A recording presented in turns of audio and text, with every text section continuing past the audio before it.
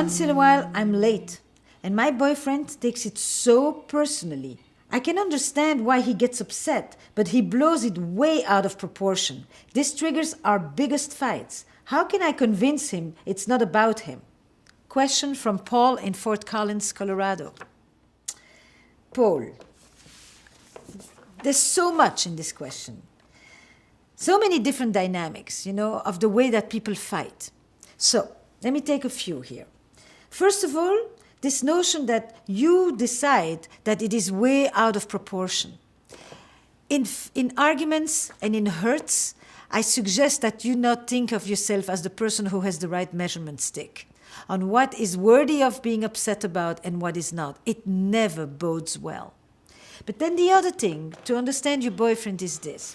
There's something that we do in relationships that is really fascinating, and we call it confirmation bias, which means your boyfriend has decided, for a host of reasons, quite a while back probably, that when you are late, you are doing this on purpose. You know how much it upset him, and yet you're doing it again. So obviously, you mustn't care about him or respect him to the degree that he thinks you should, otherwise you wouldn't be doing this. The way confirmation bias works is that I am going to pick up evidence along the way of everything that's going to confirm to me that what I believe is actually true, and I'm going to disregard any evidence that's going to challenge it and make me want to reconsider. So if your boyfriend has decided that you are purposefully dissing him, he is going to pick up all the pieces of evidence that prove that. The multiple times where you actually came early, the multiple times when you've been there on time, the multiple times when you've arranged specific special things, at that moment will matter none, because they would challenge this idea. And then, of course, what you want to ask yourself is, why would your boyfriend persist in thinking of yourself as not caring about him when you are trying to convince him that you do?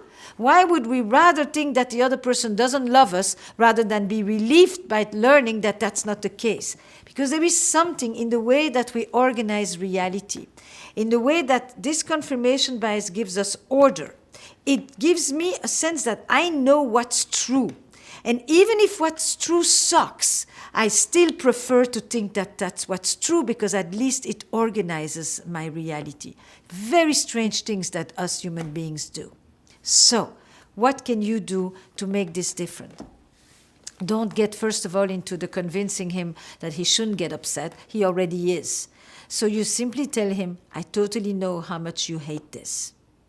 You don't justify yourself. You don't try to explain why this time you were late, but it's a better reason than all the other times. You give him the space to be pissed, and you say, I'm sorry, and you say, you don't promise it will never happen again, because it probably will. And you tell him that you can totally understand that given where he is, when you've done this 6 times, there is a reason he will continue to think that that's what it means. Leave him with the meaning that he has given to it, and leave him with the space, and stay connected. That's probably at that moment the best thing you can do. And another element of this situation that you described that I see is this. When you are late, according to you, it's because you had circumstances that explain it. It's because you have a busy life. It's because you're an important person. It's because somebody else needed something from you. It's circumstantial. If your partner is late, it's because they are disrespectful, it's because they don't care about you, it's because they don't understand the notion of time, it's because they are selfish, it's because they're narcissistic, you name it. Yours is circumstantial, theirs is characterological. This notion that we have to attribute our flaws to the general context, but to attribute the flaws of our partners to their internal structure and personality is one of the most amazing things we do in relationships. It's like, mine is excusable, but yours is not. Mine is situational, yours is essential. And it's a fabulous thing to watch people do this. And I suggest a good dose of humor when this happens. See, one of the things that happens when couples are in conflict is that by definition, conflict creates a contraction. it stiffens. There is no flexibility. There is no nuance. There is no possible. There is just categorical. So people instantly go into the, you're always late. You always do this. You never care about what I say. You never show up when I need you to.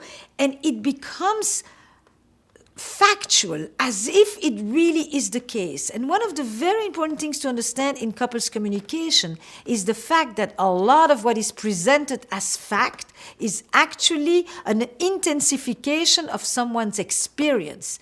I feel like you never show up. That's not the same as you never show up. And to not shift my feelings to pseudo-factual talk. When you say to somebody, you never, the first thing they're going to do is give you an example of the last time when they did. Just to prove you wrong, just to dismantle the whole thing. You never clean up. You never pick up the kids. You never write to me. You never call to me. What about that time? And they'll show you the one and only sometimes, but it is the one and only time to refute your theory of them, because who can take on such a condemnation, full package condemnation. So the best thing you can say is, it feels like that happens all the time.